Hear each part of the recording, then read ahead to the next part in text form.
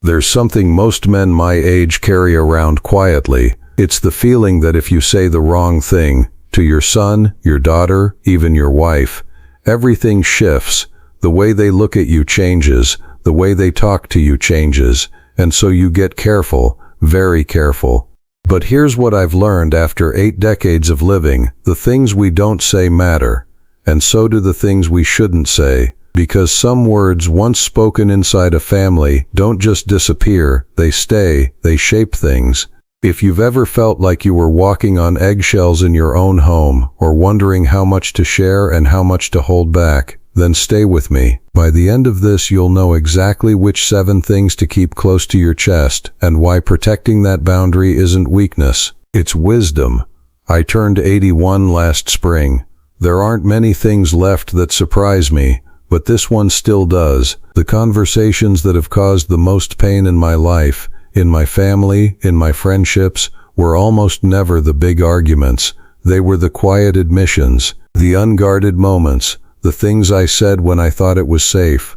So I want to talk about that today, not to scare you, not to make you pull away from the people you love, but to give you something I didn't have when I was 60, a map of the territory. Before we start, let me say something clearly. The stories I share here are not about real people. They are lessons, drawn from patterns many of us have lived through, dressed in human detail so they land the way real life does. If something feels familiar, that's because it probably is. You're not alone in any of this. Number 1, your exact financial situation. Now, I don't mean you should lie. I don't mean you should be secretive in a way that hurts your family. But there's a difference between being honest and being an open book. I had a neighbor, call him Walt, who sat his 3 grown kids down one Sunday afternoon and told them everything. The savings account, the investments, what the house was worth, every number laid out on the table. He thought it would bring the family together, give everyone peace of mind. What happened instead surprised him. Within a year, 2 of his children had begun asking him, gently then less gently, about decisions. Why was he spending money on that trip? Did he really need that procedure? Shouldn't he be thinking about their futures? Walt told me later, I thought I was being open. I was actually handing them a measuring stick. The general principle is this: your money is your business until you decide otherwise. You can share what you choose to share, and you can keep the rest private. That's not being secretive. That's being wise. When the time is right, when you have a proper plan in place, you can involve the right people, the right way, but that time is yours to choose, not theirs. Number 2, I've always liked more. You might be laughing right now. You might be thinking, I would never say that out loud, but it doesn't always come out that directly. Sometimes it sounds like, your brother would have handled this differently, or, your sister never causes this kind of trouble. We say these things when we're frustrated, we say them when we're tired, and sometimes we don't even notice we're saying them. Here's what I've learned. Comparisons between children don't stay in the moment, they travel. A son who hears his father preferred the other one carries that into every family gathering for the rest of his life, into every phone call, into every decision about who checks in on dad when he gets older. The short-term relief of venting is not worth the long-term damage to the bond. If you're frustrated with someone, say it to them directly, or say it to no one. Don't use a sibling as the measuring stick. Number 3, your complete medical picture before you have a plan. This one is delicate, and I want to be careful here. There are absolutely situations where sharing medical information with family is the right thing to do. If you need help, if you're planning for care, if you want someone to advocate for you, sharing can be essential. But there's a difference between informing your family and turning your health into a family committee project. Vadobshnam family hublero foring. Many men I've known over the years, myself included at one point, made the mistake of mentioning a health concern before they fully understood it themselves. And what followed wasn't support, it was panic, it was unsolicited opinions. It was adult children calling doctors directly, making assumptions, pushing for decisions. Your health belongs to you first. Before you share anything, understand it yourself. Talk to your doctor. Get clarity. Then, when you choose to involve family, you do it from a position of knowledge rather than uncertainty. That's not withholding. That's taking care of yourself the right way. I'm not saying you should pretend mortality doesn't exist. At my age, death is a neighbor. You know it's there. You even make peace with it, if you're lucky.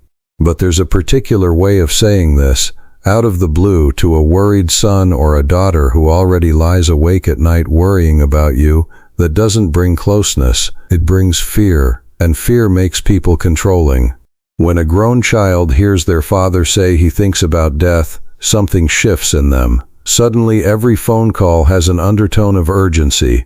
They start suggesting things. They start planning for you, without asking you. This doesn't mean you can't have those conversations, but choose the right moment, choose the right person, and frame it with what you actually feel, not just the heaviness, but the peace you've found alongside it. I've been thinking about what I want my last years to look like is very different from I think about dying all the time. One opens a door, the other triggers an alarm. Number 5, your doubts about your marriage. This might be the most private one on this list. Every long marriage has seasons. Some of them are cold, some of them are downright dark. That is not failure. That is just what a long life together looks like up close.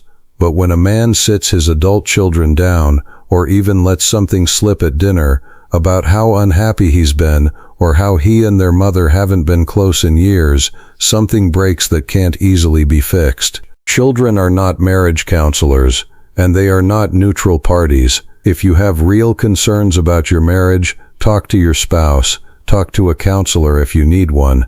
Reach out to a trusted friend your own age, but bringing your children into the middle of your marriage, even with the best intentions, puts them in an impossible place. They will feel like they have to choose sides, and that weight stays with them. Your marriage, whatever shape it's in, deserves to be worked out between the two people inside it first. Number 6, I have no regrets. I know why men say this. I've said it myself. It's armor, it's dignity. It's the story we tell ourselves and others so that the years don't look like a series of mistakes. But your family, especially your children, they know you.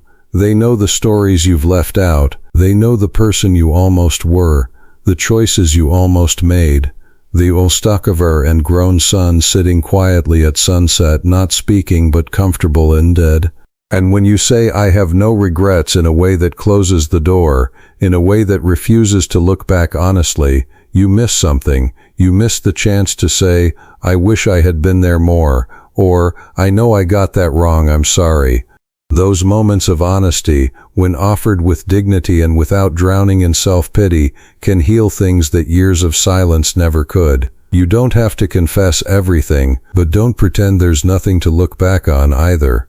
The truth, offered gently, can be the most powerful thing you give your family before it's too late. Number 7, I don't need any help. This is the one that costs men the most, and I say that from experience. There is something deep in us, in men of our generation especially, that treats asking for help as a kind of defeat. You were raised to handle things, to carry your own weight, to not be a burden, and that served you well for a long time.